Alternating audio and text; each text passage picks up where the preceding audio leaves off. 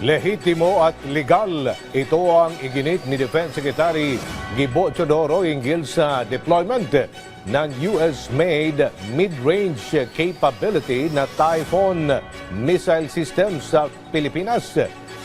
Sagot ito ng kalihim sa payag ng China na ang planong pagbili ng Pilipinas ng Typhoon ay isang hakbang na magpapataas sa rehiyon.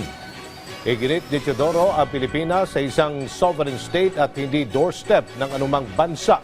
Idinagdag pa niya ang pagpapalakas sa ating defense capabilities ay bahagi ng ating comprehensive archipelagic defense concept at para sa interes ng ating bansa na naayon din sa independent foreign policy ng Pilipinas.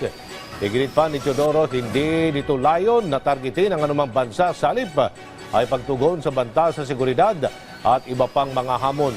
Kung naisaan niya ng China na mapababang tensyon sa riyon, ay baiging itigil umano nito ang pagsasagawa ng mga mapanghamong aksyon, alisin ang iligal na presensya nila dyan sa exclusive economic zone ng Pilipinas at sumunod sa international law.